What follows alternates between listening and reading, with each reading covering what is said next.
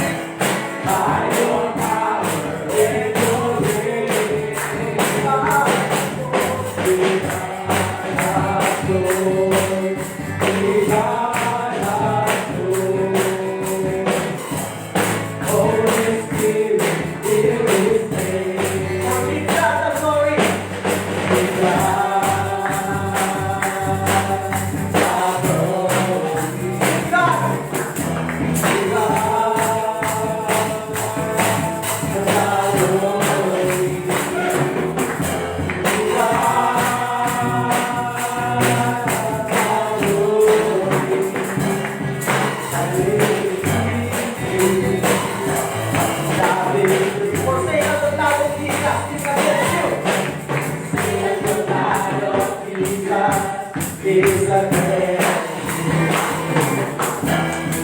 Sing the God of Jesus, is again you. Sing the God of Jesus, is again you. So let us see, so let us see, so let us see, so let us see, so let us see.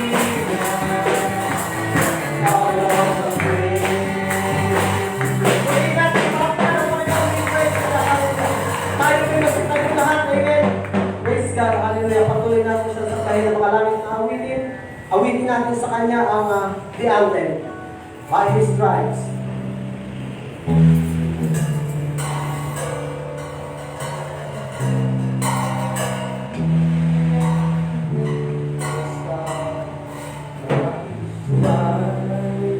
We are healed by His nail pierced hands. By His blood, we're washed clean. Now we have the victory.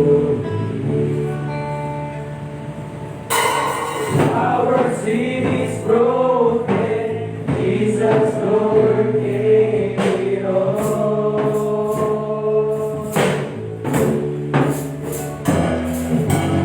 He has won our freedom. Jesus has won it all.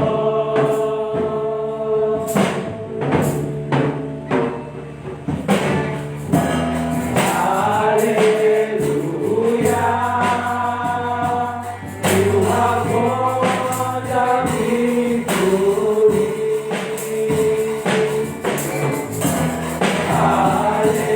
Hallelujah. You have won it all for me. They could not hold you down. You are the reason we sing it in majesty. You are the reason we once again by His stripes. By His stripes we are healed. By His nail pierced hands we're clean.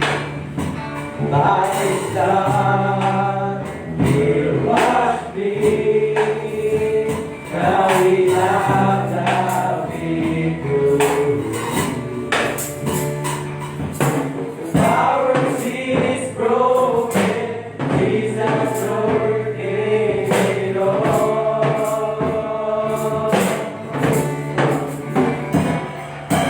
He has won our freedom. Jesus has won it all.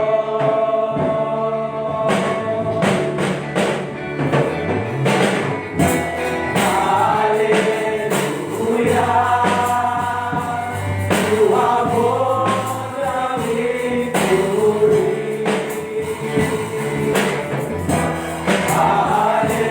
Hallelujah. You have won it all for me.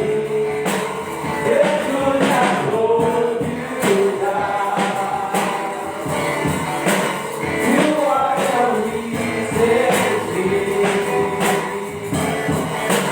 sing it in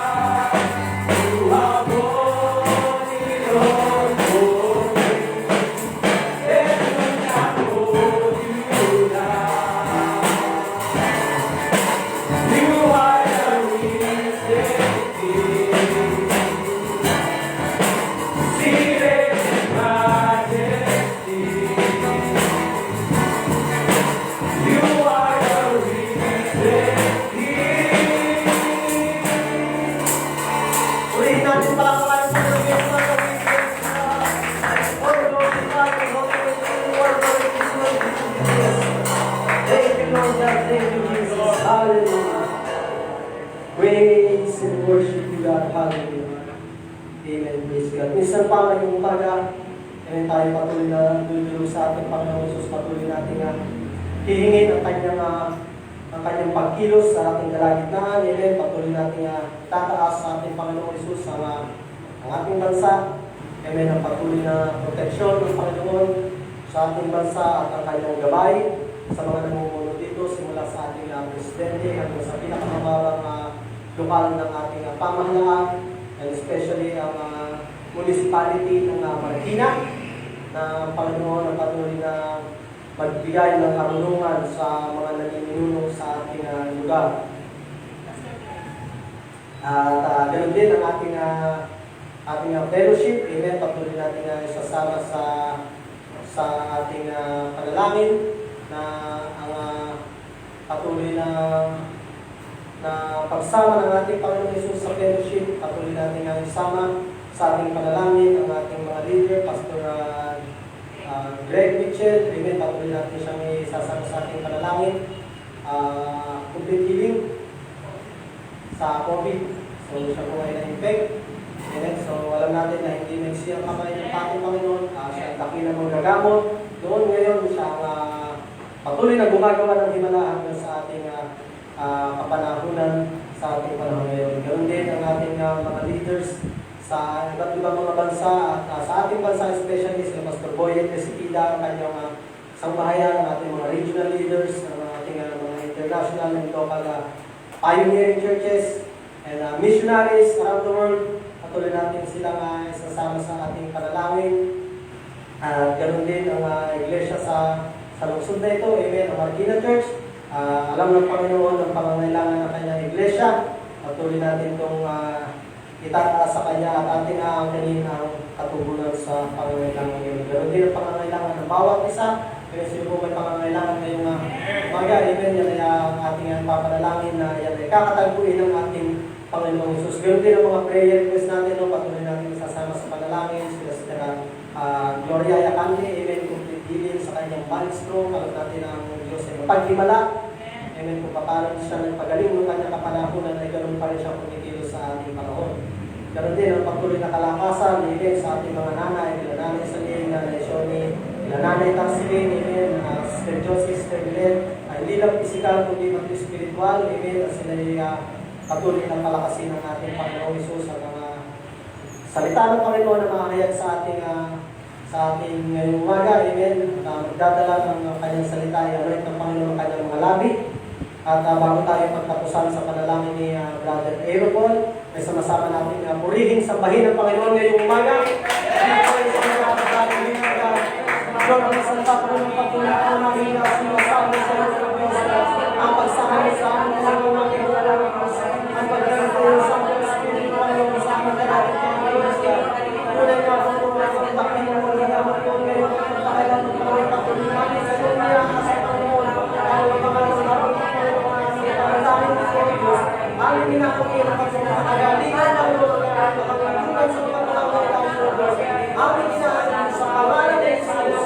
In Jesus' name, ang iyong pag-ibig ang Panginoon sa mga iyong pagpunan po para mahimala sa mga we pray in the name of Jesus. In the name of Jesus. Hallelujah. Panginoon, maraming salamat Panginoon ngayong umaga Panginoon na kami dinala mo dito, Panginoon, sa iyong tahanan, Panginoon, na nagda. So, Lord God, yes, God, Panginoon, patuloy kami nagpapasalamat, Panginoon, sa paggabay sa amin, Panginoon, sa araw-araw, Panginoon, yes, God, Panginoon, patuloy namin tinataas iyo, Panginoon, mga kapatiran, Panginoon, na may sakit, Panginoon, mga nabanggit, Panginoon, sa prayer request, Panginoon, inaangkin namin, Panginoon, ang kanilang kagalingan, O Lord God, yes, God, Panginoon, patuloy kami humingi, Panginoon, sa inyo, Panginoon, ng tulong, Panginoon, yes, God, Panginoon, na malawak pa, Panginoon, ang aming church, O Lord God, yes, God, Panginoon, patuloy niyo pong gabayan, Panginoon, ng bawat leaders, Panginoon, ng ating bansa, Panginoon, at ng mga churches, O Lord God. Yes, God, Panginoon, ng mga ginagawa, Panginoon, na gawain, Panginoon, sa ibang bansa, Panginoon, ng mga binubukas, Panginoon. Ikaw po, Panginoon, gumabay sa kanila, Panginoon, at nalalapit, Panginoon, ng conference, O Lord God. Yes, God, Panginoon, ikaw po maghari, Panginoon, sa lugar na iyo, Panginoon. Mag-revival ka, Panginoon. Jesus, hallelujah, Lord. Yes, God, Panginoon, patuloy po kami, po namin tinatas, Panginoon, na ang mga kapatiran namin, Panginoon, na nawala, Lord God, yes, God, Panginoon. Patuloy na kumikilos, Panginoon, na nababalik sila, Lord God, Panginoon, sa iyong gawain, Lord God. Yes, God, Panginoon, alam namin, Panginoon, kami walang magagawa, Panginoon, pag kami walay sa iyo. Yes, God, Panginoon, binabalik ko po sa inyo, Panginoon, ang pagsambat papuri sa pangalan ni Jesus. Amen. Praise God. Hallelujah. Amen. Isa pa, batiin natin kawayan ng bawat isa. Amen. So, kaway-kaway muna tayo ngayon.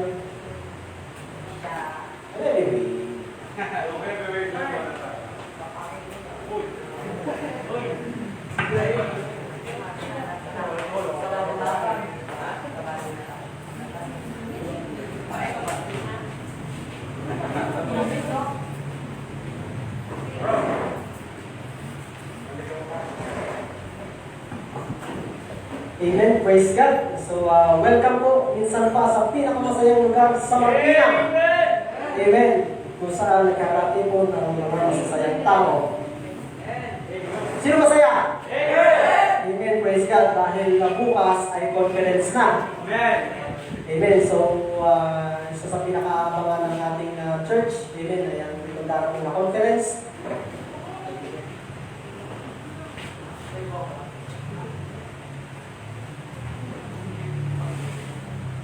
Amen, praise God. Dahil tayo ay maasa, amen, na dito sa darating na konferensya, ay dito i-announce kung sino sasakit ang ulo. Ang magiging pastor dito sa Marikina. Amen! Sino excited? Amen, praise God. So, yan ay ating conference ay bukas sa darating na November 9 hanggang 13. So, bali ngayon ay nilalakad pa yung laptop para makapag-live stream tayo dito sa church. So, nanahanap tayo ng laptop. So, sa mga nanonood, yung may laptop po kayo sa inyong bahay, pwede po namin magkita. Bahay na. So, yun. Kung meron pong available na merong laptop, no? Pwede po sana namin mahirap para makapag-live stream tayo dito, especially sa Webes and Biyernes, no, na ating conference. Tayo po ay makapanood ng live dito po sa church. Atin pong abangan yung announcements, lalo na sa Friday, mga i-announce Friday night. Amen. Kung matutuloy po yung ating live streaming dito sa church ng Friday night ay huwag na pong pumunta yung mga may sakit sa puso. Baka mabigla kayo sa i-announce kung sino yung magiging pastor dito. Mahirap na. Sagutin pa namin kayo. Babalitaan na lang namin. Mamaya mabigla kayo kung sino dito eh.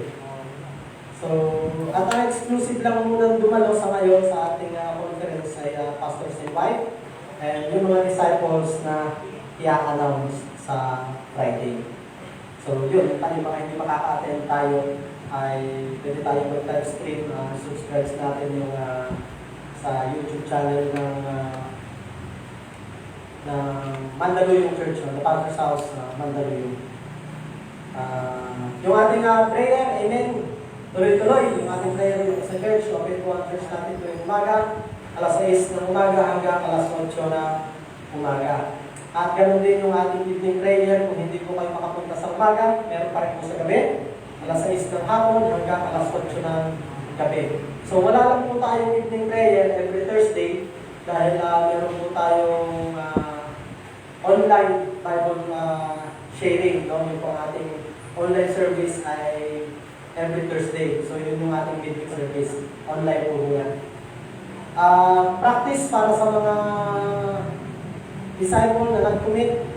Amen. Every Saturday afternoon or evening, alas 6.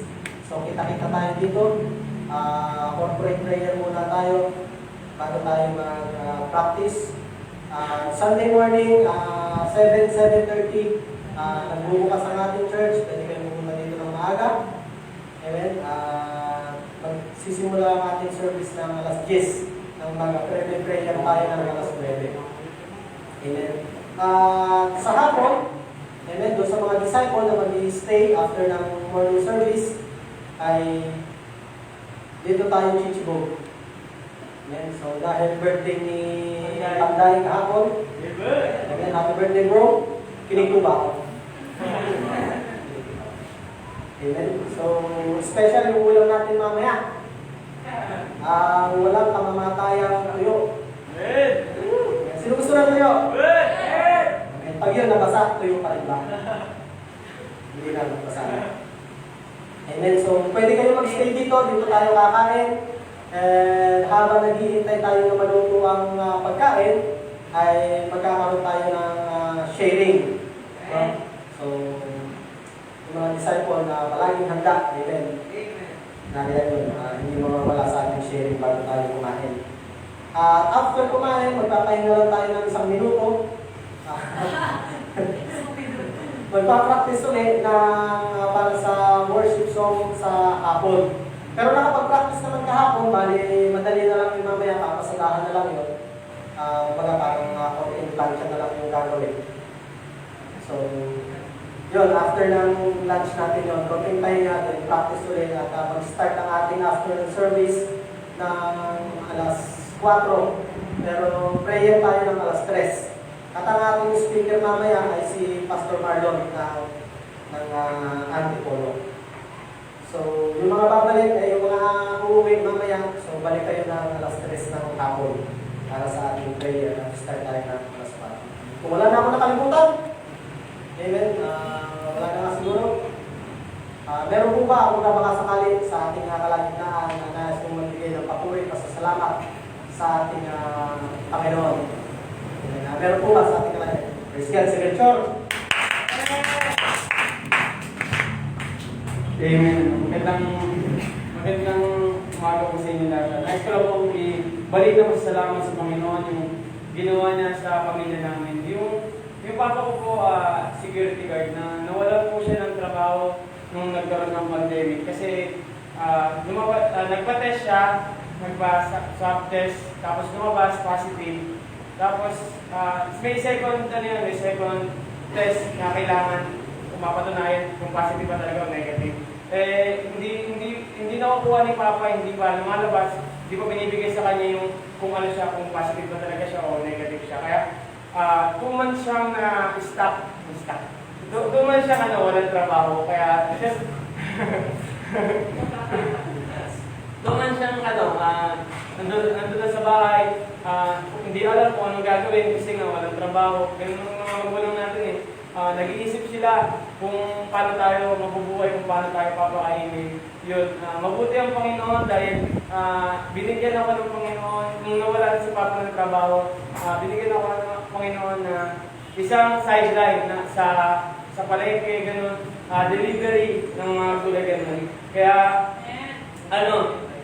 yung araw na yung ginamit ko yun, yung opportunity na yung ginamit ko para lang tumulong sa pamilya. Yun, tumulong ako sa pamilya, salamat sa Panginoon, hindi niya ako pinapabayaan, binibigyan niya akong lakas, minsan mawawalan ng gana sa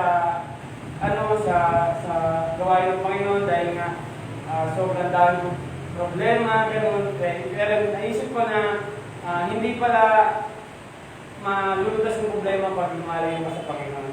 Kaya yung oras na nagsisi ako sa Panginoon, tapos nanalangin ako kasi si Papa nga, di ba, 2 months siyang natigil sa trabaho, kaya dumating yung araw na nanalangin ako. Nagsabi ako sa mga disciples, sa mga na elders na yung Papa ko ipag-pray. Ngayon, maraming salamat kasi nakakabalik na si Papa sa trabaho niya. Yun lang po. Amen, praise God. So, napakabuti ng Panginoon sa buhay ng ating kapatid. Amen. So, kaya meron church, dahil kung ang cellphone may charger, kung ang mga sasakyan na may gasolinahan at Kristiyano may church. Amen. When you're running out of fuel, amen, gasolina ka. So, meron pa po ba sa ating kalagitnaan? Amen, praise God.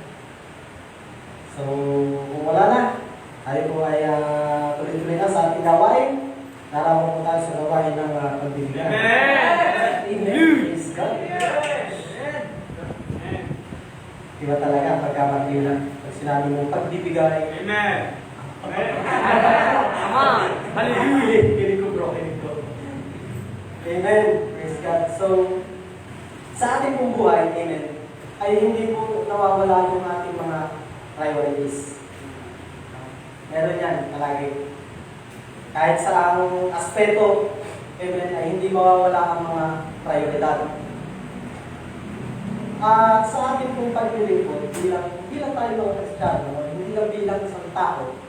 Kasi pagka sinabi mong tao ka nga lang. Bakit ka narinig ko sa mundo? Just existing. Pero tao ka lang.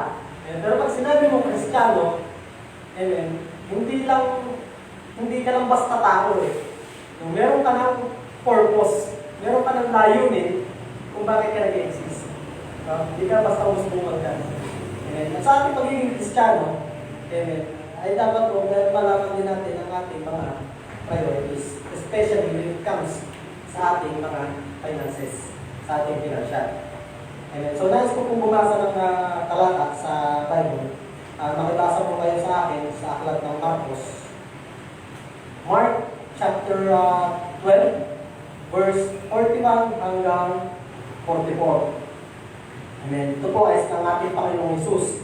At umupo siya sa tapat ng kabangyaman at minasdan kung paano iniuhulog ng karamihan ang salapi sa kabangyaman. At maraming mayayaman ang nangaguhulog ng marami. At lumapit ang isang babaeng bao at siya'y naghulog ng 2 lekta na ang halagay halos 1 beses. At pinalapit niya sa kanya ang kanyang mga alagad at sinabi sa kanila, katotohanan sinasabi ko sa inyo, ang dukhang baong babaeng ito ay naghulog ng higit kaysa lahat ng nangaguhulog sa kabangyaman. Verse 44, sapagkat silang lahat ay nagsisipaghulog nang sa kanila'y labis datapwat siya sa kanyang kasalatan ay inihulog ang buong nasa kanya sa makatuwid bagay ang buong kanyang ikabubuhay. May pagpalain ng pagkabasa ng ating Panginoong Hesus. Amen. Dito makikita natin ang dalawang uri ng pagbibigay. Amen. Nasabi dito, ang ating Panginoong Hesus ay umupo malapit doon sa may drop box. No? Parang drop box ng mga tithes and offering. No? So, naupo siya doon, minasdan niya kung paano nagbibigay ang mga tao. At nakita niya yung mga mayayaman, ang daming binibigay. Amen. Tapos nakita niya, itong babaeng balo na ito, nagbigay ng 2 lekta. Amen. So, na-intriga po ako dun sa lekta. So, ang sabi dito, the Gospel of Mark specified that 2 mites are together worth a quadrans. Yung pong quadrans ay the smallest Roman coin. So, pinakamaliit na barya ng Roma. And a lepton was the smallest and least valuable coin in circulation in Judea. So yung lepta, yung pala ang pinakamaliit at pinakamababang halaga ng barya sa circulation ng pera noong time na yun sa buong Judea. So yung pinakamaliit ang value. At ang sabi dito, amen, yung inihulog na yun ng babaeng balo, yung 2 mites o yung 2 lekta, ay nagkakahalaga ng 6 minutes of an average daily wage. Amen. So, Kung halimbawa sa ating panahon ay meron daily wage sa isang araw na 537, magkano ang iyong magiging per oras? So, i-divide mo siya sa 8 kung ikaw ay nagtatrabaho ng 1 oras sa maghapon. So, ang kalalabasan ay 67 pesos, 0.12 centavos. Yun ang iyong per oras. Pero ang sabi doon sa ating talatang binasa, yung 2 lekta ay katumbas ng 6 minutes of the average wage. So, 6 minutes lang ang katumbas mo kanya. Eh, itong 67.12 centavos ay isang oras. So, kunin natin yung per minute niya. I-divide ulit natin to sa 60. At meron kang bawat minuto, kung ikaw ay kumikita sa loob ng 8 oras ng 537, kumikita ka sa loob ng isang oras ng 67, kumikita ka sa loob ng isang minuto ng 1 peso and 11 centavo. I-times mo sa 6, kasi sabi doon, 6 minutes. So, i-times natin siya sa 6. 6 pesos and 71 centavo. So, ito yung hinulong ng babae sa panahon natin ngayon. Diba? Pero kung halimbawa, itong service na ito, naganap 1960s pa. Diba? Napakalaking halaga na itong 6 pesos na ito. Diba? Pero sa panahon natin ngayon, sa average wage na 537, pumapatak na 6 pesos yung hinulong ng babaeng renta, nung babaeng bao, no? So napakaliit kumpara sa mga mayayaman na naghuhulog. Pero ang sabi ng ating Panginoong Hesus dito sa ating scripture na binasa, amen, sila ay naghuhulog ng sa kanila ay labis. Yung mga mayayaman, bagamat malaking halaga yung ibinibigay para sa gawain ng ating Panginoong Hesus, pero yun yung sobra sa kanilang pera. Amen. Dito natin makikita ang priority ng mga tao ito ay hindi ang Panginoon. Dahil kung prioridad mo ang ating Panginoong Hesus, hindi siya mahuhuli. Kasi paano mo makakalabas yung sobra sa pera mo? Pagdating sa iyo ng pera mo, pambayad kay aling burin, pambayad sa kuryente, pambayad sa tubig, pambili ng layaker, pambili ng gatas, pambili pa ng grocery. May natira, babawasan ko para sa Panginoon. Ganon yung nangyari dito. Ang priority ay hindi ang ating Panginoong Hesus. Ngunit sa isang Kristiyano, ang priority natin pagdating sa atin ng pera, tithes. And the rest, nakalaan na sa lugar na sa ang pinaka-nahuhuli dapat dyan ay hindi ang ating Panginoong Hesus. Yun ay kung ang priority mo ay ang ating Panginoong Hesus sa iyong buhay.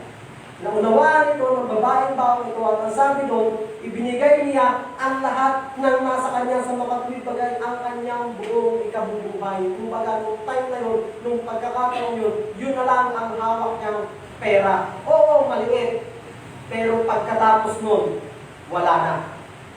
Pero yung pagtitiwala niya sa Panginoon, amen, naunawaan ng babaeng ito ang sinasabi sa aklat ng Mateo 6:33, seek ye first the kingdom of God and His righteousness, and all these things shall be added unto you. Hindi siya nag-alala dahil siya'y naniniwala, siya'y nananampalataya, lahat ng kanyang mga pangangailangan, lahat ng kailangan na wala sa kanya ay pawang idaragdag sa kanya ng Panginoon kung uunahin niya ang kanyang kaharian. Amen. At alam ko lahat ng narito, kaya tayo narito, binigyan natin prioridad ang ating Panginoong Hesus at ibibigay natin ang para sa Panginoong Hesus sapagkat nauunawaan natin ang salita ng Diyos na tayo hindi pababayaan ng Diyos no matter what. And then, ang kanyang biyaya sa atin ay sapat na at higit pa. Amen. Praise God. So, ngayong umaga, amen, tayo po ay magbibigay. Natawagan ako ating asher para sa ating panalangin. Panginoon, maraming salamat, Panginoon, na kami binigyan ng kalakasan, Panginoon, na makarating sa inyong gawain, Panginoon. At Panginoon, At Panginoon, aming itong dinadalangin, Panginoon, sa lahat ng mga kapatid na magbibigay, Panginoon, patuloy niyo mo ibalik ang iyong pagpapala ng siksik, liglig at umaakaw pa sa pangalan ni Jesus. Amen. Praise God. We bring the sacrifice.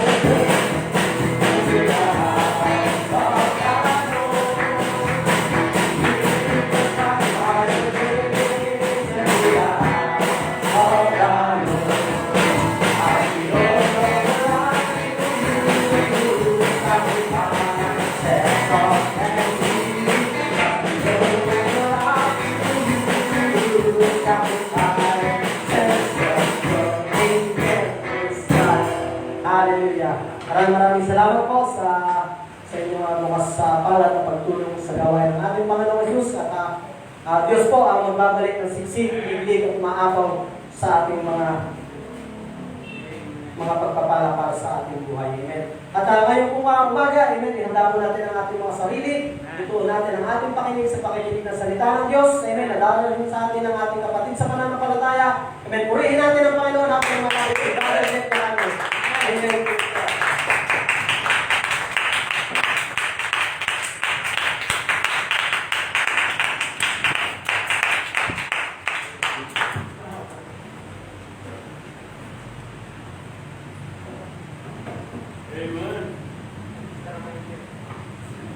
Amen. Praise God. Isang mapagpalang umaga po muli sa ating mga kapatiran ngayong umaga. Muli, ako po ito ko salamat. Nabigyan po ako sa pagkakataon ng Panginoon na muling makapagsalita sa inyong harapan ngayong umaga. At makapagbahagi ng salita ng ating Panginoong Diyos. No? Sino dito dumaan ng pagkabata? Sarap maging bata. Noong bata pa tayo, sino yung superhero ng buhay natin? Superman. Ako, nung bata ako, isa sa superhero ng buhay ko dati ay ang aking ama. Siya yung nakikita kong superhero na gumagawa ng lahat-lahat, no? Siya na yung sirani ko ng bahay namin. Sila yung kapatero. Siya yung basta buting-ting, lahat gagawin niya, no? At sa sobrang pagiging superhero ni Saboy ko, nakikita ko nga na madalas siyang tumulong sa iba, no? Madalas siyang mahilig siyang magkabot talaga ng tulong sa iba. At nung naglaon, siyempre, nakakita ka na ng TV ng kapitbahay, no? Doon nakakita na tayo ng mga superhero, di ba? Kaya kagaya nga ninyo, Superman, sino pa ba? Wonder Woman. Idol. Sa laki ng boses mo, si Wonder Woman yung superhero. Ang isa sa nakakatuwa pa doon, si Incredible Hulk. Di ba? Isa sa mga bida na nakakatuwa na tutulong na siya pero magwawasak pa, no? Isa din sa superhero na cartoon superhero ng asawa ko, favorite na ay si One Punch Man, no?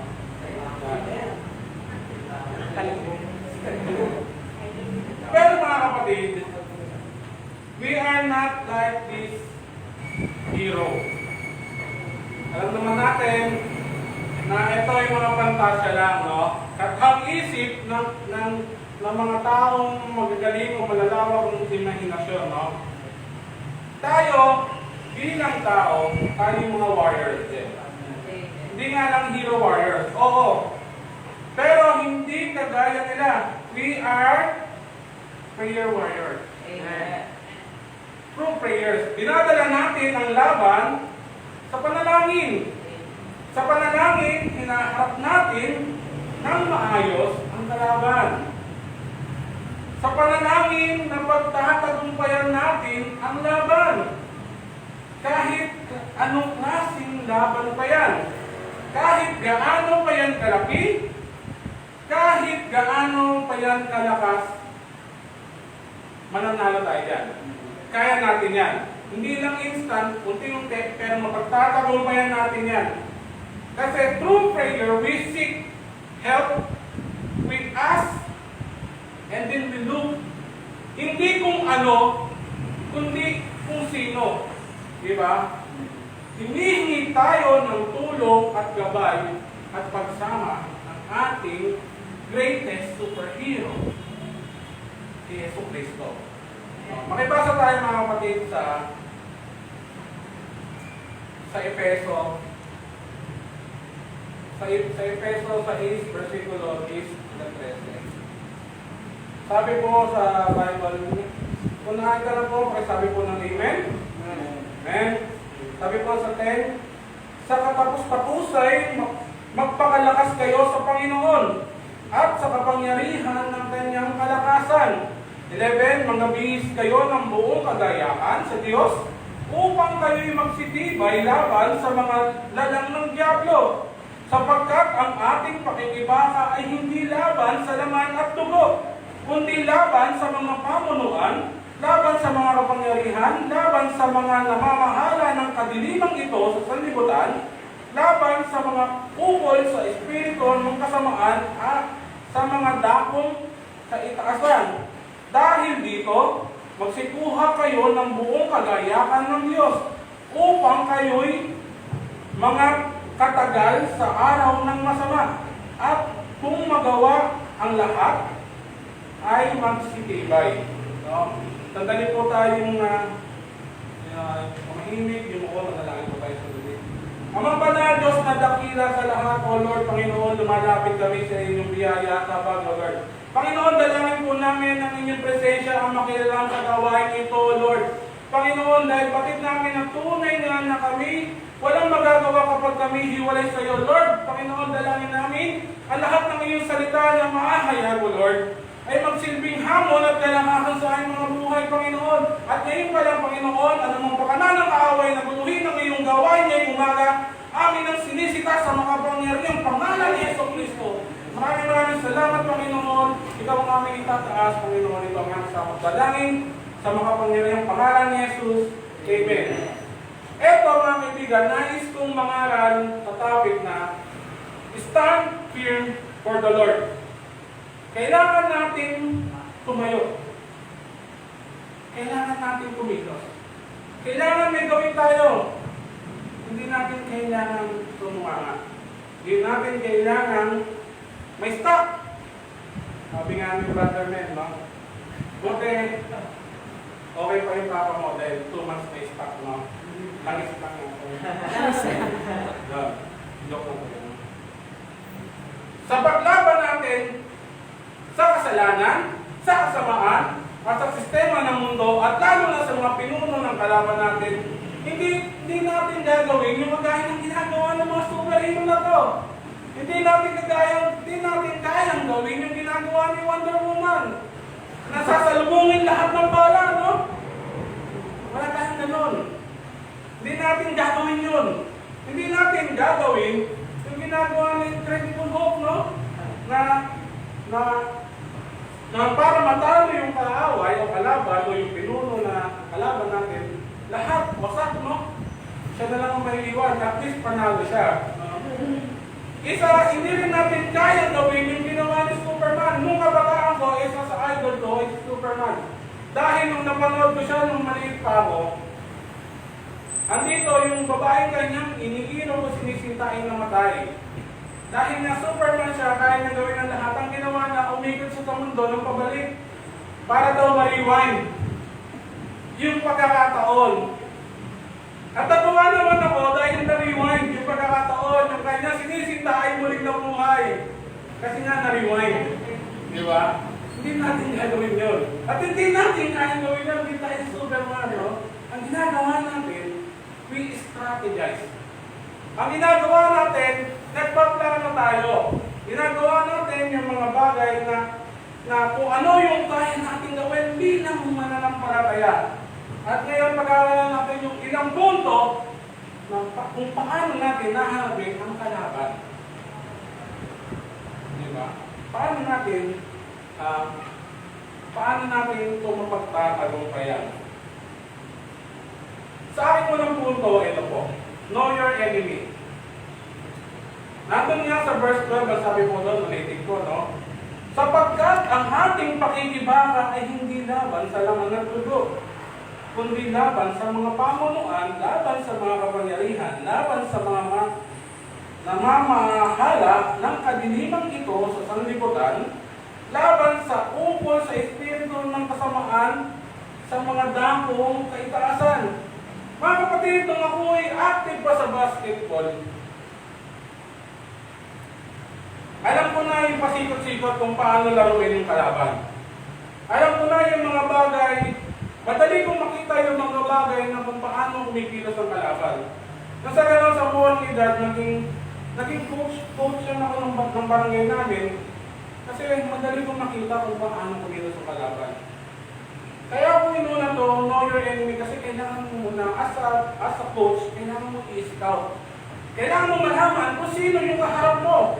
Kailangan mo malaman kung saan ito malakas at kung saan ito mahina. Kailangan mo siyang pag-aralan, no?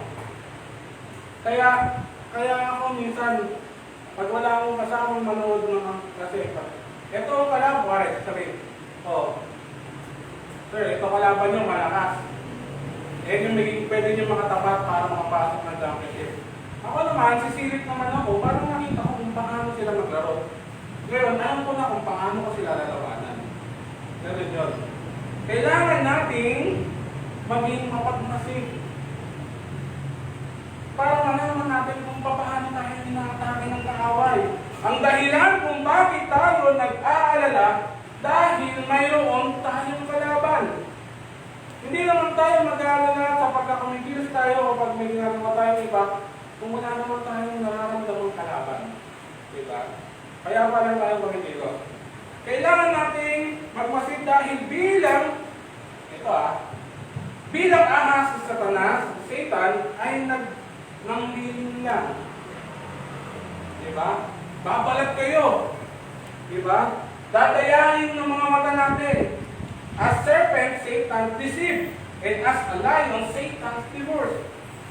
The word Satan means adversary. And the word devil means the accuser. Ito yung nabasa ko at nalaman ko kung bakit ang tawag sa kanya ay ganito, no? At marami sa atin ang nakakahanap ng adversary. Para mangyari ito, para mapagtagumpayan natin kung paano talaga natin mapag-aaralan ng kalaban, meron tayong mga bagay na kailangan sa alang-alang. Una, para natin ma-scout na maayos ang kalaban, we need to respect him. Diba? Kalaban na nga eh. I-respeto pa natin. Kailangan natin yun. Bakit? He is dangerous. Nirespeto natin siya hindi bilang siya. Nirespeto natin siya bilang kung sa ano ang kaya niyang gawin sa atin. Kung ano ang kaya niyang damage o distraction na dalhin sa atin. Ganon kaya nirespeto natin siya. Namamanga ako doon kung paano ako kasi para din ako nagmano sa tatay ko. Sirani ko rin ako. Technician ko din ako, no? Electrician ko din ako, no? Kaya minsan, pag nakakuha kami ng project ng pagtatayo ng building, at pinapakontrata namin yung linya ng kuryente, at minsan pag meron kami nire-repair ng kuryente, namamanga ako doon sa mga tao na kahit buhay yung kuryente, malakas yung loob nilang buksan yung gagawin nila, no? Baklasin yung mga switch, kahit may mga kuryente pa, hindi nila pinapatay lahat. Namamanga ako. Habang pinapanood ko sila, tinatanong ko siya, sabi ko sa kanya, Kuya, bakit kahit alam mo na malakas yung kuryente na dumadaloy sa mga wire na yan, kalmado mo pa rin, inaayos yan. Ang sabi sa akin ng kuya, kailangan mong i-respeto muna siya. Ang sa gayon, magawa mo ng maayos yung gagawin mo. Ibig sabihin pala, doon po na patunayan na lahat pala ng gagawin natin, kailangan may pag-respeto tayo. Kasi minsan, pag may dumarating sa ating problema, pinapaliwala natin ang tuluyan. O hindi natin lang. Kailangan pala, irespeto kaya niya. Meron siyang gagawin kakaiba. Nakakatakot para sa iba. Pero sa kanya, bago niya gawin, nirespeto niya yung kakayanan nung gagawin niya. Nirespeto niya yung mga bagay na kayang i-cause na damage sa kanya nung ginagawa niya. At kung nagawa na niya ito, magkakaroon na siya ng precautionary measure. Kung ano yung dapat, paano niya dapat gawin ito, kung paano niya dapat isaayos ito. Ito yung dapat natin gawin. I-respeto natin yung kalaban na ito kasi he is dangerous, no? Satan is dangerous enemy. Isa siya sa ahas na laging nakahandang tumaklaw sa atin sa oras na hindi natin inaasahan. He is a destroyer. Tawag sa akin ito. Abaddon and Apollyon both means destruction. Ito, si Satanas. Kaya kailangan natin sa respeto. Hindi respect na may pagmamahal para sa atin, kundi respeto na merong babala para sa atin kung ano ang kaya ng gawin sa atin. Pangalawa, sa pag-aaral ng kalaban, kailangan natin i-recognize siya. He is a great pretender. Kagaya na nga sinabi natin, let be vigilant and always on guard. Mag-ingat kayo mga kapatid, mag-ingat tayo baka hindi natin napapansin na dinidistract lang niya tayo. Binibigyan niya tayo, binabatuhan niya tayo ng ibang bagay para ma-distract tayo. At di natin napapansin sa distract na ito, na ibababa na pala natin yung guard natin. Na ibababa na pala natin yung ating pagbabantay sa kalaban. Padali na niya tayo atake, no? Ang kanyang strategy, mga kapatid, ay i-counterfeit lahat ng magandang plano ng Panginoon sa buhay natin. Kaya kailangan ma-recognize natin kung sino talaga ang kaaway natin. Kasi maraming dumarating sa buhay natin. Maraming dumarating na pagsubok sa buhay natin. Minsan, ang pagsubok na ito, hinayaan ng Panginoon para palakasin tayo, para patatagin tayo. Pero kailangan natin ma-recognize kung sino ba yung galing sa Panginoon at kung sino yung galing sa kalaban. Mamaya, dinidisturb lang niya tayo. Kaya kailangan natin malaman, no? Sisirain lahat ng plano ng Panginoon. Lolokohin ka niya, tayo, linilangin, hanggang sa mapaniwala niya tayo at na ang ginagawa natin sa church, ito kasi yung masakit eh. Lilinangin niya tayo. Darating yung problema, pagsubok, problema, pagsubok, problema, pagsubok. Papasok ang kaaway, lilinangin niya tayo, bubutuin niya tayo, iibahin yung mindset natin, at papaniwalain tayo mga kapatid na ang ginagawa natin sa church ay hindi para sa Diyos. At ito ang bagay na nagdadala sa atin o nagtuturo sa atin para lumayo sa church. Kaya mga kapatid, bantayan natin ang kaaway. I-recognize natin ang kaaway. Tandaan natin yan. Ibabad natin ang sarili natin sa salita ng Panginoon. Yun naman ang dapat. Yun naman ang kailangan. Bakit? Kasi pagbabad tayo sa salita ng Panginoon, pag lagi tayong busy sa pag-aaral ng salita ng Panginoon, our spiritual sense will detect Satan at work. Makikita natin, malalaman natin na ang kalaban, pagkilos ng kalaban, ang dumadating na to. Hindi, kaya ito ba, distraction, pagbawagan sa Panginoon, dapat lang ako lang. Pagbabad tayo sa salita ng Panginoon, alam agad natin na ang dumadating na to ay galing sa kaaway. Galing kay Satan. Kailangan natin at pagbabad na tayo lahat sa salita ng Panginoon, malalaman natin ang mga katotohanan sa kasinungalingan. Sa John 4:1-6, mabasa natin ngayon.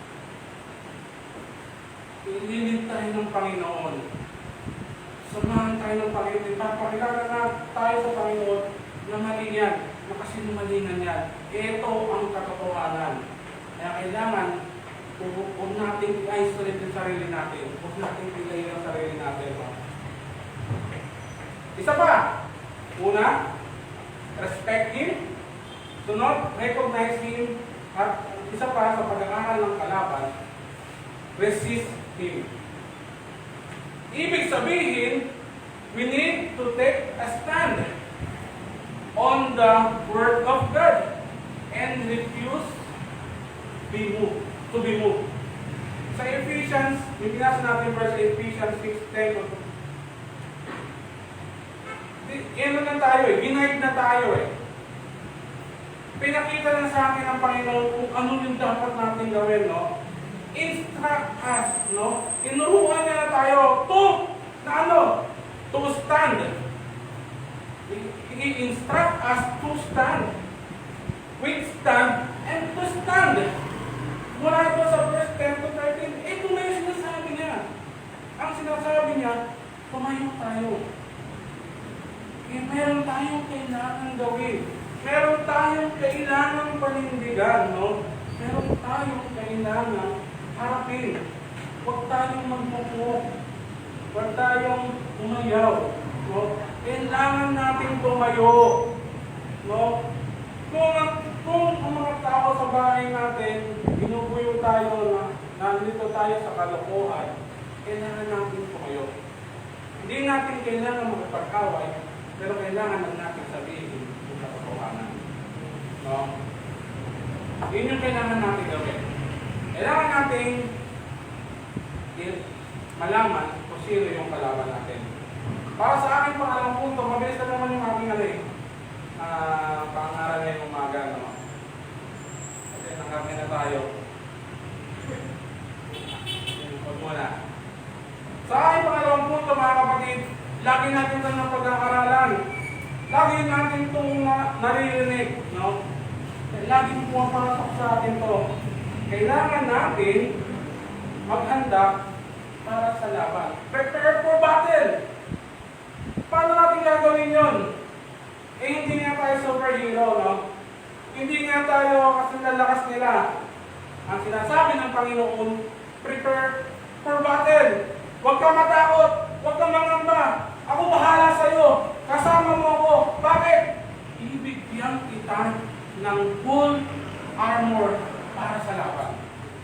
Napag-aralan natin ito, napakaraming beses na sa Bible study. Ano-ano ba yung mga binibigay? Bakit tayo bibigyan ng Panginoon pala ng full armor? Hindi basta armor lang, full armor. Kasi maraming pakana o taktika ang diablo. Kaya kailangan natin mag-ingat. Isuot natin ang baluti na nagmumula sa Diyos upang tayo, mga kapatid, ay maging matatag sa araw ng kasamaan. Sa araw kung saan aatake ang kaaway. Take note natin ito, mga kapatid. Ang sinasabi ng ating Bible, ang sabi ng ating Panginoon Diyos, isuot natin complete full armor. Hindi kalasag lang, hindi sapatos lang, hindi espada lang. Sabi, full armor. Ngayon, hindi ko na i-discuss ang lahat ng armor na to, no? Pero gusto ko lang bigkasin kung ano to. At alam ko, naaalala niyo kung ano itong mga to, di ba? Una, ano ba? Belt of truth. Sinturon ng katotohanan. Kailangan, suot natin to. Kailangan, lahat ng ginagawa natin ay pawang katotohanan. Hindi tayo gumagawa o naglalaro lamang. Katotohanan ang ipinapahayag natin dito at katotohanan lang ang gagawin natin dito. Isa pa, breastplate of righteousness. Di ba? Yung protection natin dito, kasama sa ating sa puso, sa mga bagay natin, no? Ang righteousness, kanalan. Your feet showed with the preparation of the gospel of peace. Di ba? Meron tayong suot na gano'n. Shield of faith. Di ba? Pananggala ng pananampalataya. Helmet of salvation. Kailangan natin ito. Dahil through salvation, magkaroon tayo ng pangalawang buhay. No? Isa pa, yung huling-huling gamit natin para sa pakikitigma, sword of the Spirit, which is Word of God. Ito yung ginagamit natin. Salita ng Panginoon para sa pakikitigma. Yan yung kailangan natin. Tinakin na natin lahat ng yan, pero mga kapatid, meron akong isang gustong pag-aralan natin dito. Yung breastplate of righteousness. Mga kapatid, bakit ito ang napili ko? Nung binabasa ko uli yung mga armor na to, yung mga gamit natin sa pakikitigma, kumuha sa akin ng pansin yung breastplate ng righteousness. Nung binasa ko yung tungkol kay kay Paul, meron siyang sinuot na breastplate. Ang breastplate niya ay gawa sa mga panabakal sa harap at balat ng hayop sa likod. Mga kapatid, tunay nga, mga kapatid, na matibay, bakal eh. Tunay nga na pag tinulungan tayo ng Panginoon, sinulong natin yan, kaya natin lumaban. Kaya natin ipagtanggol. Pero mga kapatid, hindi tayo nilikha, hindi tayo binigyan ng Panginoon ng breastplate para lang kumagkasalanan. Kaya sabi doon, kapag sumulong ka, kasama ng Panginoon, katagumpayan ng makukuha natin. Mananalo tayo sa laban. Pero hindi niya dinisign yung mga bagay na yan para takbuhan ng kalaban. Kaya sabi doon tunay, nakapahamakan ang magiging kahinatnan ng tao na biglang umayaw sa laban. Bakit? Unang-una, ang nasa likod mo ay walang bakal. Kapag mayroong mga espada o mga araw na galing sa kalaban, malaya mo lang kung tatanggapin kung madudukot ka sa laban. Ang sabi doon, kapahamakan.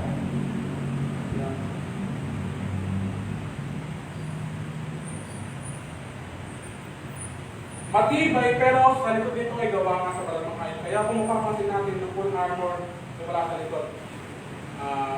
Katulad ito kasi mga kapatid na nangyayari sa buhay natin. No? Ginagayakan tayo ng Panginoon. Unti-unti niya tayong binibihisan. Pinapakilala niya sa atin ng katotohanan. Nilantad na niya ang kabanalan. Tinuturuan niya tayo kung paano magkaroon ng pananampalataya. Yung gospel of peace. Ilalakad na natin, ikinakalat natin. Sinasalita natin yung salita ng Panginoon bilang Kristiyano, pero minsan, as a Christian soldier, tumatakbo tayo. Kapag nakita natin na ang kalaban natin ay malakas, kalaban natin ay malaki, at nakahandang tayo ng tao, minsan, we abandon the fight. We flee. Matakbo tayo. Pero tunay nga nakapahamakan. Ito yung nangyayari sa iba nating kapatiran. Nakilala na nilang tubusan, nakilala na nilang tuluyan, kahayagan, nasaksihan na nila ang kapangyarihan ng Panginoon. Alam na nila kung ano ang kayang gawin ng Panginoon sa buhay nila. Pero nakuha pa nilang tumalikod pagdating ng problema. Mga kapatid, sinasabi kong tunay, ang mangyayari sa atin, kapahamakan. Bakit? Unang-una, pag tinalikuran mo ang Panginoon Diyos, malaya ka ng atakihin, ng kaaway. Sino ang magtatanggol sa iyo? Sino ang magtatanggol sa atin? Kung nilayuan na natin yung tagapagtanggol natin. Diba? Kapahamakan ang kakabutin natin. Kaya yun ang ginanais ng maparating. Kailangan natin tumayo. Kailangan natin lumaban. Kailangan natin sumulong. Hindi lang tayo basta nakaupo dyan. Maghihintay ng kung ano-ano. Kailangan natin lumaban. Kailangan natin. We need to stand firm, mga kapatid. Para sa akin, pangatlong punto, ayaw ko na masyado mahaba kasi na. Kailangan na, natutunan na natin kung sino yung ating kaaway. Alam na natin kung ano yung dapat yun, kung ano yung kaya niyang gawin. Sinangkapan na tayo ng Panginoon ng mga gamit natin para sa ating pakikipaglaban. Para sa ikatakumpay ng ating laban. Ngayon, kailangan natin ng formula to success. Kailangan natin matutunan, nag-strategize na tayo. Nag-equip na tayo. Ngayon, kailangan na natin gawin. No? Isa doon, dapat meron tayo puso na always hopeful. Ito yung isa sa mga bagay na dapat natin gawin. Dapat lagi tayong may tangan-tangan na pag-asa. Masaya tayong humaharap sa pagsubok. Bakit? Dahil alam natin na ang Diyos na pinaglilingkuran natin, alam niya ang kanyang ginagawa. Diba? He is in complete control. Kaya ganun na lamang yung trust natin, ang umaasa tayo sa Panginoon kasi ang pagtitiwala natin sa Kanya, alam natin na alam niya kung anong ginagawa niya. At kahit kailan, mga kapatid, ang Panginoon hindi nagbalak gumawa ng masama para sa atin. Lahat ng pinalaman ng Panginoon para sa atin, puro kabutihan, puro kaayusan, puro kapayapaan. Kaya tayo nagtitiwala kasi He is in complete control. At anong mangyari? Kung may naniniwala ka sa Panginoon, kahit gaano man kahirap ang kalagayan mo yun, ilala ka ng Panginoon, alam niya kung nasaan ka, and He is in control sa buhay mo. Kaya ganun tayo. Kaya kahit nasa mahirap tayo na sitwasyon, we are always hopeful. Diba? Pangalawa, we have God's grace. We are saved because of His amazing grace. Diba? Sino ba naman tayo? Sabi nga nila, putik nga lang eh, di ba? Makasalanan, madumi. Di ba? Hindi ka dapat sa Panginoon. Pero by His amazing grace, we are saved. At ngayon, sino na tayo ngayon? Sino may makakapagsabi ba 5 taon may higit na mula 5 taon nung nakalipas na makapagsusot kayo ng long sleeve ngayon? Hindi ba mga nakahubad na kayo, mga nakasandot, mga naka-boxer shirt, natambay lamang dyan sa kanto, na maingay buong gabi? Sino magsasabi na mula noon, dahil sa biyaya habang ng ating Panginoon, matitino na tayo ngayon? Maayos na yung pagkatao natin ngayon. Iba na ang tingin sa atin ng mga tao ngayon. Di ba? Sino makakagawa nun? Hindi yun tayo, gawin yung kapit-bahay nyo. Kung hindi kayo nasagip ng Panginoon mula pa ng nakarang taon, malamang nagtitiktok kayo ngayon ng nakaboxer. Maniwala kayo sa akin. Nakasando. At may tali pa sa ulo. Di ba? Pero ngayon maayos na kayo mag-tiktok. Ano? Dahil ito sa kabahag ng Panginoon. Because we are saved by His amazing grace. Di ba? Hindi siya nagdudulot ng takot sa atin sa mga bagay na pinapadating niya sa buhay natin. Ganoon kadating ang ating Panginoon. Ganoon niya tayo kamahal. Hindi niya tayo makakabayaan. Kahit hindi tayo karapat-dapat, hindi niya tayo pababayaan. Inuulit ko, hindi tayo karapat-dapat, pero hindi niya tayo pababayaan. Amen. Diba? Ganoon kadakila ang ating Panginoon. Bakit? Mababasa niya sa 1 Peter 4:10, His grace is manifold. Kahit gaano kadami man ang ginawa natin kabutihan ng asal puno, mas marami pa rin yung ginagawa ng Panginoon sa atin. He gave us the grace we need. Di ba? In fact, He is the God of all grace. Pero mga pagpapala sa atin na dumadating pero hindi galing sa Panginoon. Totoo po yan, isang tunay mga kapatid.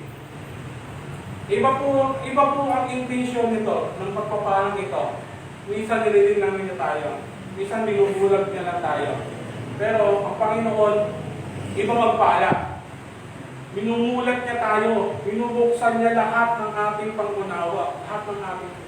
At totoo nga na siya ang God of all grace, lahat ng biyaya. Meron siyang habag na tumulong sa atin sa oras ng pangangailangan. Diba? Sa James 4:6, diba? He give more grace. And we must stand in that grace. Isang kalapastanganan, mga kapatid, ang na-witness mo na ang kadakilaan ng Panginoon, niligtas ka na ang pamagitan ng kanyang habag, tapos hakanyawan mo ba siya? Diba? Kailangan natin tumayo. Kailangan natin ginaban, ipagtanggol ang katotohanan at tumayo sa harapan ng Panginoon. Diba? Kailangan natin mag-move forward. Hindi ganito lang. Hindi, nagaya na natin, diba? Kaya nang maging example natin, di ba? Nag-move forward na kayo, maraming nakilala nyo ang ating Panginoon. Hindi na tayo nakaboxer. Amen. Di ba? Nakapagtalo na tayo. Amen. Kalahin mo yun. Biyaya ng Panginoon. Amen. Isa pa. We know we are going to glory. Alam naman natin yan. Na lahat ng bagay na nangyari sa atin, all things,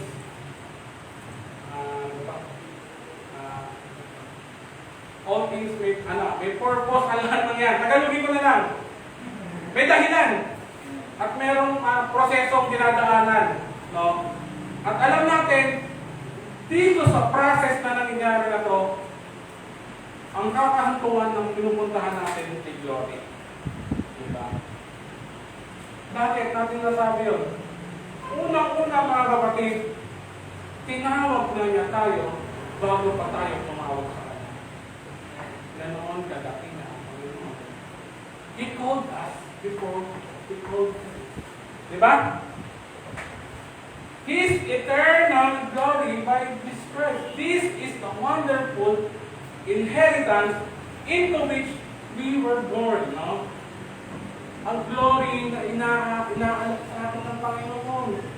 Sa Psalms 84:11, whatever begins with God's grace will always lead to God's glory. Napakasarap pakinggan, napakasarap basahin, na lahat na nagsisimula nga sa God's grace ay napupunta sa God's glory. Ngayon, ikaw niligtas ka na ng grace ng Panginoon. Papunta ka na sa God's glory. Kaya ayaw pa ba?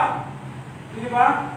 Napakasarap na tahaking ginagawa nating landas kasama ng mga kasama natin ditong mananampalataya. Kasama ng mga kapatiran natin papunta sa God's glory. Kesa magmukmuk sa bahay at magpuyat. Di ba? Ito na yung inaalok sa atin ng Panginoon. Ito na yung isa sa mga formula na paano natin mapagtatagumpayan yung kalaban. Kung didepende lang tayo sa God's grace, sa oras ng suffering, the suffering will result in glory. Ibig sabihin, yung paghihirap mo ay mananamasa ka sa dulo.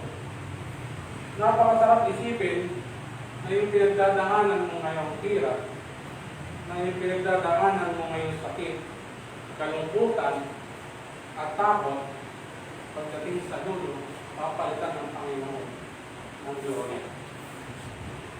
Ganoon kumilos yung Panginoon. Ganoon niya tayo kamahal, no? Oo, ang daang ating tinatahak ay mahirap.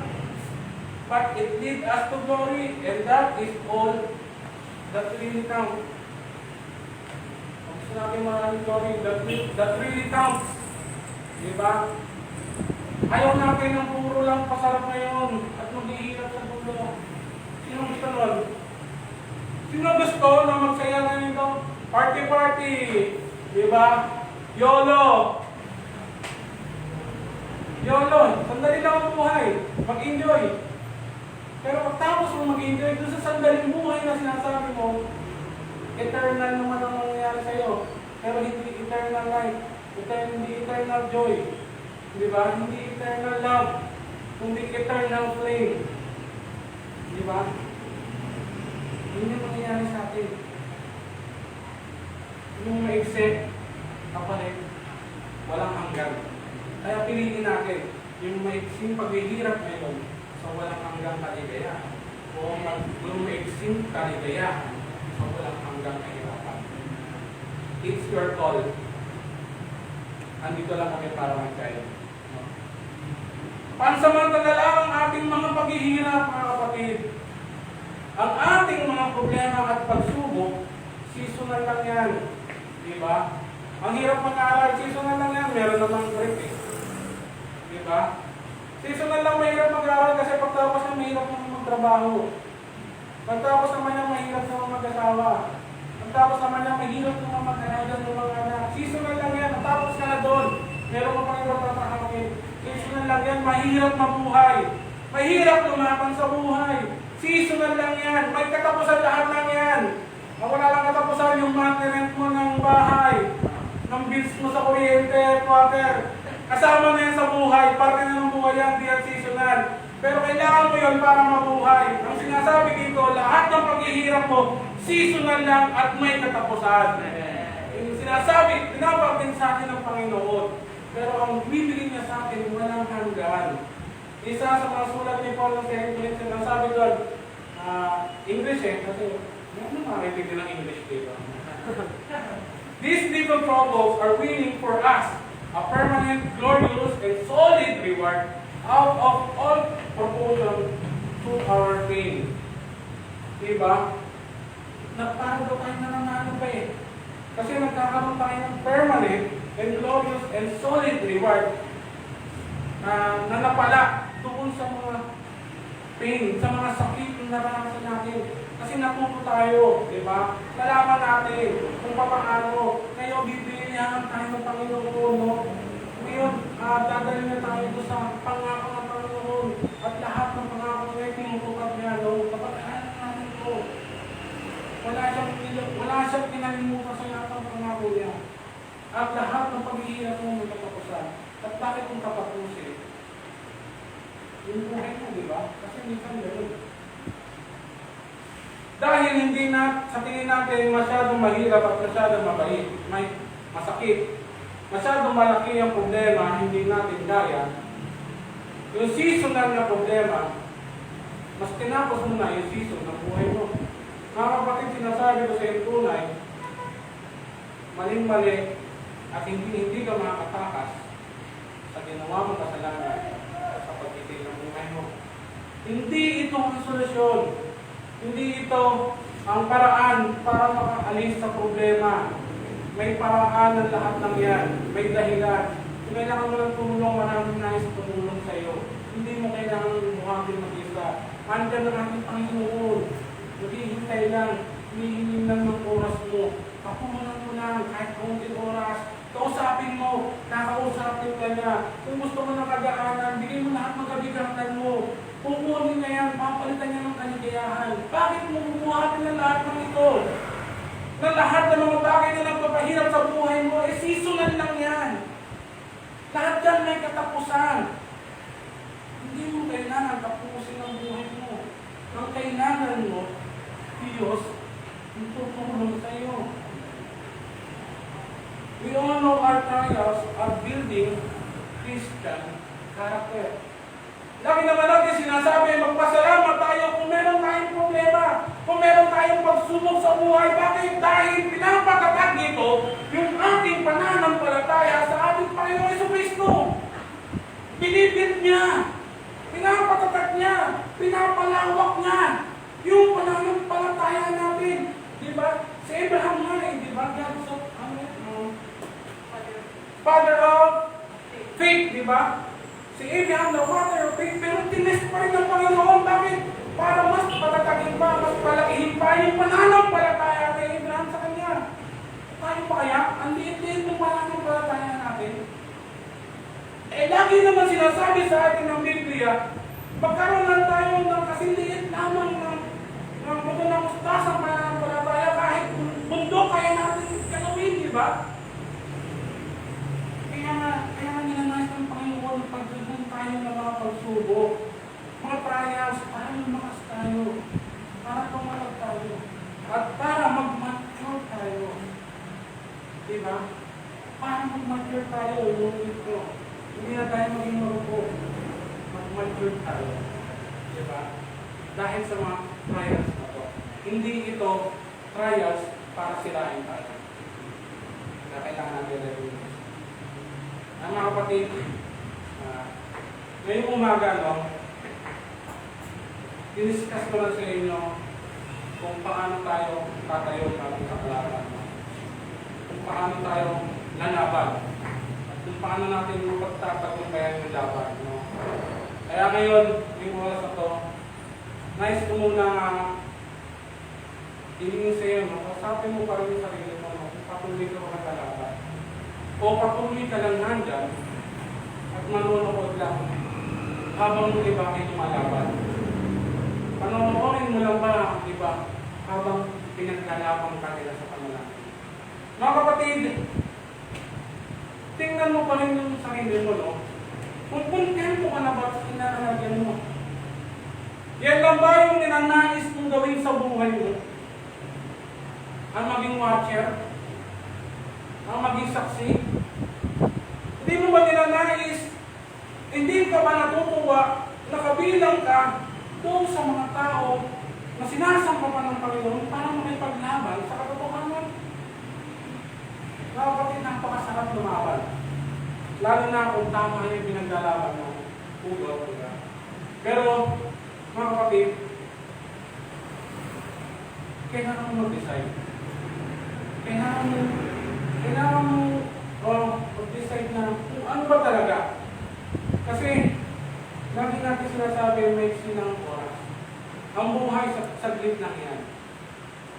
Kailangan malaman, mag-decide ka na sa itim ka ba o sa puti. Pero mga kapatid, bago bumuksan yung magkano, nais ko munang manawagan, lalo na doon sa mga manonood sa atin. No?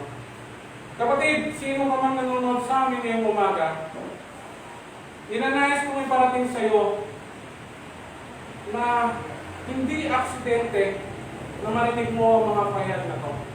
Na marinig mo ang salita ng Diyos, hindi aksidente ito. Narinig mo to dahil may calling sa iyong Panginoon, may hinanais siya at may pinaplano siya maganda para sa iyo. Ginagamit niya yung mga bagay na paano niya marating, paano niya marinig ang lahat ng sasabihin. Narinig mo ang salita na to dahil tinatawag ka ng Panginoon. Ang nais niya, sumunod ka sa Panginoon. At ngayon mga kapatid, nais ko, no, kung saan mang parte ng aking pangaral ngayong umaga, nahipo ka, salita ng ating Panginoon Diyos, tinanais ko na tumanggap ka. Tinanais ko na tumanggap ka sa ating Panginoon Diyos na buhay. No? Tanggapin mo siya. Paunahan ka sa panalangin, mga kapatid. Bigtasin mo ng iyong mga labi, panalangin ito, tanggapin mo dito sa buhay mo. No? Panalangin tayo. Ang mabanal, Diyos na buhay mo, Lord, Panginoon. Ngayong umaga, lumalapit kami sa iyo, Lord. Pinagsisihan ko na po, Panginoon, lahat ng aming mga nagawang kasalanan, Lord.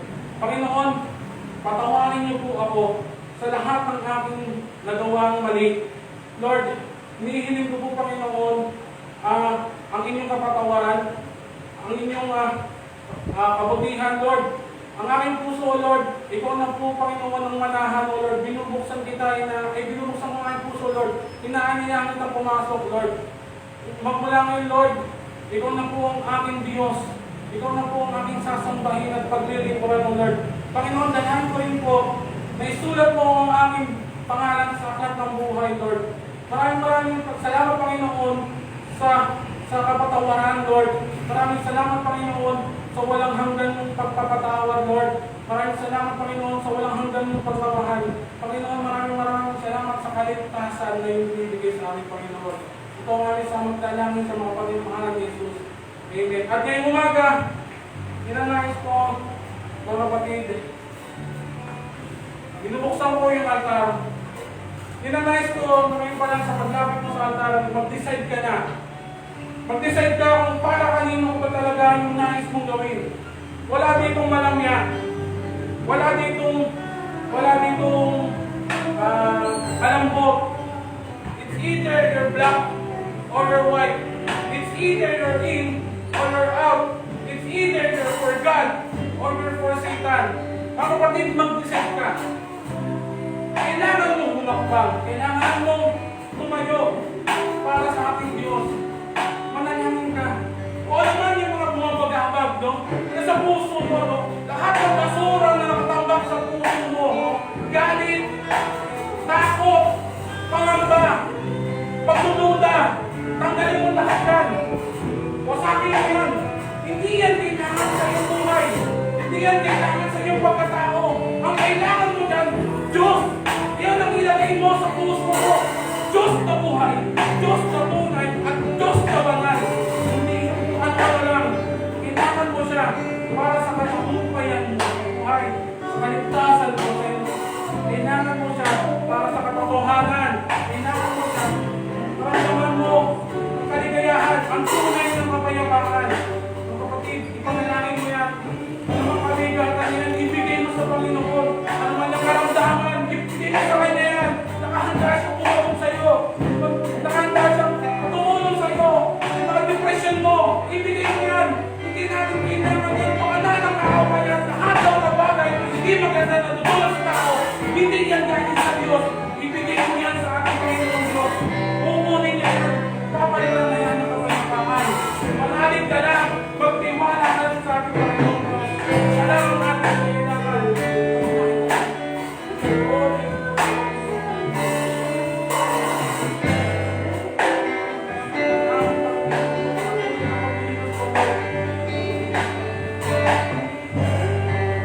Lord, magsigayo tayo mga kapatid.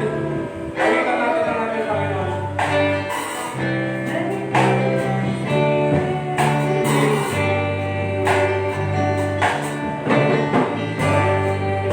Aming mahal, O God, letting your right spirit within me.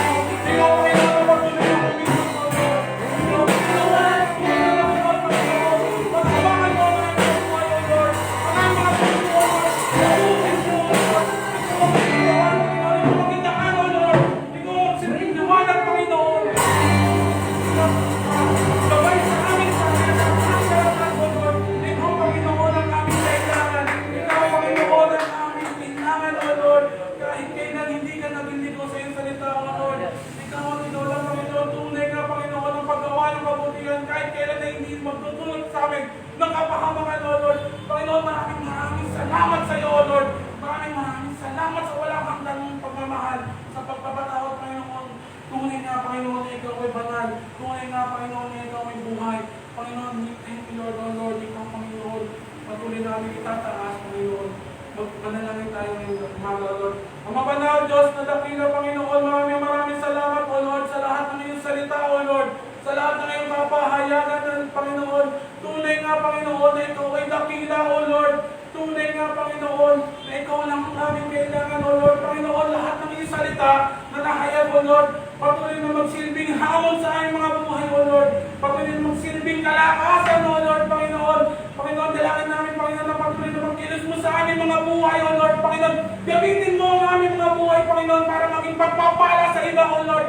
Gamitin mo ang aming mga labi, O Lord, na patuloy na magpahayag ng iyong salita, O Lord. Gamitin mo ang aming mga buhay, O Lord, na patuloy na magpasalamat sa iyo, O Lord, Panginoon. Maraming salamat, Panginoon, sa lahat ng iyong ginawa, Panginoon. Sa iyong presensya na nangingilam sa iyong gawain ngayong umaga, Panginoon. Maraming salamat, Panginoon. Panginoon, dalangin pa rin namin, Panginoon. Mag-isahin pag-uwi ngayong umaga, O Lord. Tulungan mo kami, Panginoon. Samahan mo kami, Panginoon. We pray of traveling mercy, O Lord, Panginoon. Huwag kumakayaan na kami maaksidente, Panginoon. Hindi mo kami naligtas sa aming pansamantalang tahanan, O Lord. At mamayang hapon, ibalik mo kami sa iyong gawain, Panginoon. Maraming salamat, Panginoon.